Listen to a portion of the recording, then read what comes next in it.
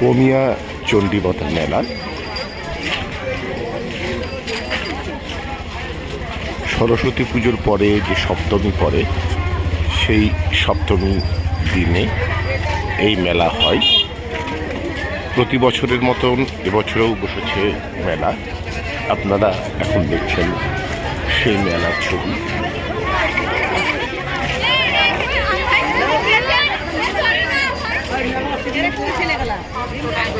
মেলায় প্রচুর মানুষের জনসমাগম হয়েছে। আপনারা এখন দেখছেন পমিয়া চণ্ডীমাতার মেলা, পমিয়া নবগ্রাম মুর্শিদাবাদের পমিয়া চণ্ডীমাতার মেলা। আমরা এখন সেই মেলায় চলে এসেছি। আপনারা দেখছেন পমিয়া চণ্ডীমাতার মেলা।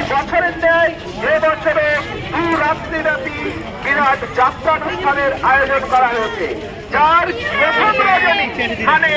আজ রাত্রি 9 ঘটিকায় দেখতে পাবেন সামাজিক। আপনারা এখন দেখছেন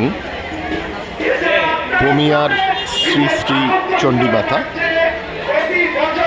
প্রতি বছরের মতো আজকে সরস্বতী পুজোর পরের সপ্তমীতে চলছে মায়ের মেলা, পমিয়া চণ্ডীমাতার মেলা। পমিয়া মুর্শিদাবাদ নবগ্রাম থানা।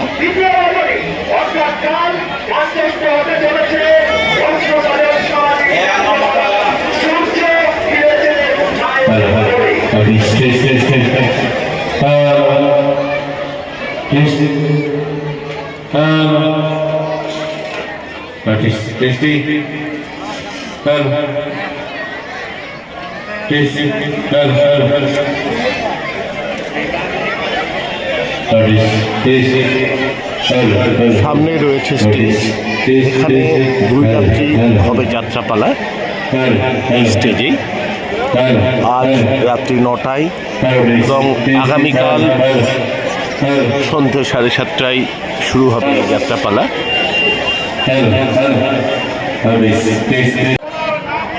আজকের এই চণ্ডীমাতার মেলা সম্পর্কে কিছু বলুন। পমিয়া গ্রামের দীর্ঘদিনের এই মেলা। এই গ্রামের নাম হচ্ছে পমিয়া, এক সময় ছিল মা, এখন বর্তমানে এটাকে পমিয়া। পোস্ট পলসুরা থানা নবগ্রাম, জেলা মুর্শিদাবাদ এর অন্তর্গত এই মেলা। এই মেলা শশাঙ্ক আমল থেকে হয়ে আসছে।